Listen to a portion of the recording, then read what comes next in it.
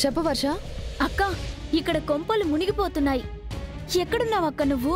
సవారీకి వచ్చాను కదా, ఏమైంది? అన్నపూర్ణమ్మ గారు గుడికని చెప్పారు కదా, కానీ మన బంగారం అసలుదా నకిలీదా అని తెలుసుకోవడానికి ఏర్పాట్లు చేస్తున్నారు. అది ఒరిజినల్ బంగారం కాదు అని తెలిసిపోతే గొడవ గొడవ అయిపోతుందక్క. అవునా? గుడికని చెప్పి అలా ఇలా చేస్తున్నారు? ఆవిడ ప్లాన్ అదే అక్క.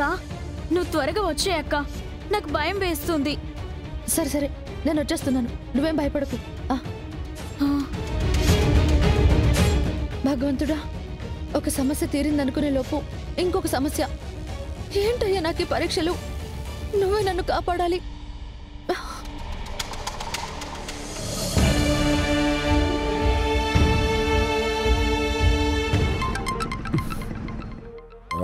ఫోన్ చేసి దొబ్బుతున్నారు. అన్న ఫోన్ చేస్తా ఉన్నాడేంది? రే చెప్పు. ఎక్కడున్నావురా? లోడ్ తీసుకురావాలి కదా, అందుకే పోతాడా. రే, లోడ్ సంగతి తర్వాత. మీ వదిన నేను గుడికొచ్చావురా. ఒక్కడనే ఉండాలంటే ఇబ్బందిగా ఉంది. నువ్వు రారా. అట్టనా? వాడికి నేను వస్తా ఉన్నానని చెప్పాను కదా. రే, కావాలనుకుంటూ ఒక గంట లేట్గా వెళ్ళొచ్చు అక్కడికి. నాకు తోడెవరు లేరని చెప్తున్నాను కదరా, రారా. సరే వస్తాండాలే, నువ్వేం కంగారు పడమాక. సరే.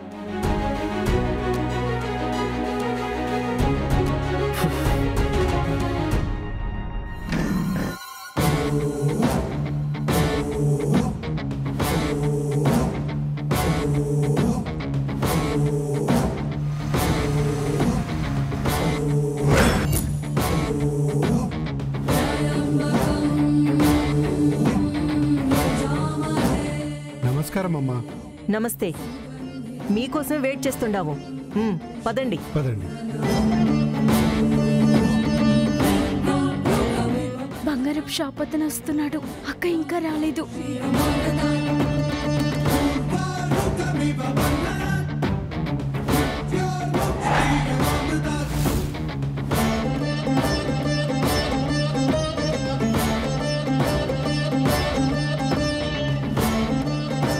మీరు ఇక్కడికి వచ్చారేంటండి?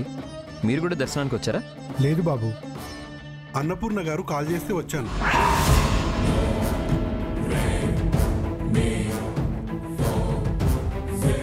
అత్తయ్య కబురు చేసిందా? అవును బాబు. ఏంటత్త, ఆయనకెందుకు కబురు చేసావు?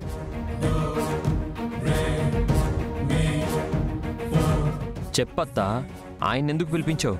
ఏముండదే, వీళ్ళందరూ నకిలీ నగలు పెట్టేసి అవే ఒరిజినల్ నగలని చెప్పేసి మనల్ని మోసం చేస్తుండారు.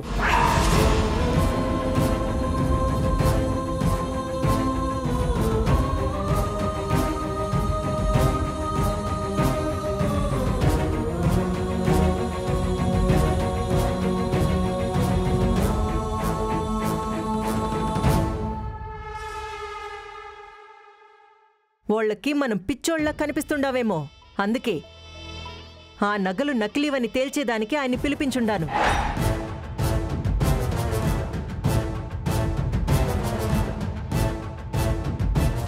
ఏంటత్తా ఇది? నువ్వు చేసిన పనికి ఏమైనా అర్థం ఉందా? ఎందుకు ఇలా చేసావు? నువ్వు ఇలాంటి పనులు చేస్తే నాన్నకి తెలిస్తే ఊరుకుంటాడా? రే, నేను మా అన్నకి చెప్పుకుంటాన్రా.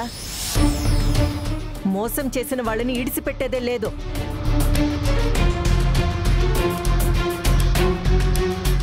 ఆ అమ్మాయి వస్తువు తీసిస్తుంది, మీరు బాగా పరీక్షించండి. అది గాని ఒరిజినల్ అయితే నేను ఇంట్లో వాళ్ళందరికీ క్షమాపణలు చెప్తాను. అదే గనక నకిలీదని తేలిందా, వీళ్ల కుటుంబం మొత్తాన్ని వీధిలో పెట్టి నిలదీస్తాను.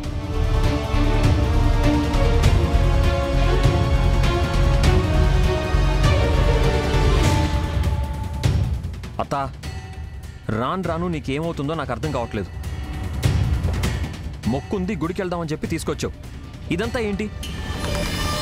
ఇలా చేస్తే దుర్గను అవమానించినట్టు కాదా? ఒకసారి పరీక్షించు, మళ్ళీ ఇంకోసారి పరీక్షించడం ఏంటి? ఆ పొత్తేమో జరిగినది, నాకైతే అవి ఒరిజినల్ నగలని నమ్మకం లేదు. ఖచ్చితంగా వీళ్ళు మనల్ని మోసం చేస్తున్నారు. చాలు అత్తయ్య, చాలు. నువ్వు వాళ్ళని అవమానించింది చాలు. మా పెళ్ళి అయిపోయింది. ఇప్పుడు నువ్వు అవమానిస్తుంది దుర్గని కాదు, నా భార్యని.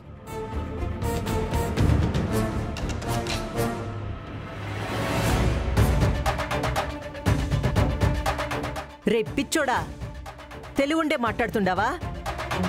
నీ భార్య కావడానికి, మనింటి కోడలయ్యేదానికి వీళ్ళందరూ కలిసి నాటకాలు ఆడుతుండారని నా అనుమానము. అందుకే వీళ్ళ నాటకమేదో బయట పెడదామనే నేను ఈ పరీక్ష పెట్టిస్తుండాను.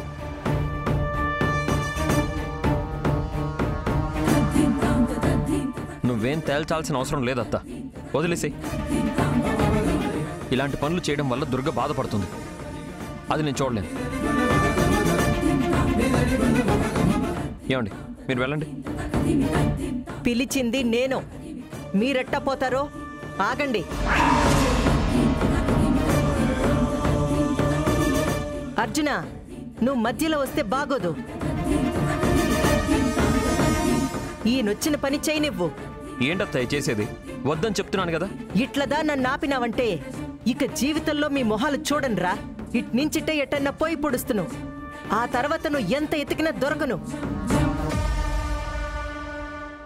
ఏం మాట్లాడుతున్నావు అత్త నువ్వు?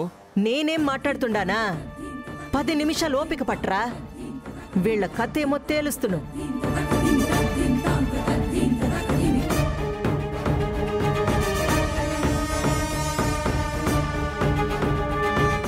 ఏమా దుర్గా, ఏం దట్టా చూస్తుండావు?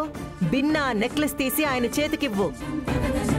ఈ రోజు మీ బతుకెందు తేలిపోతాది.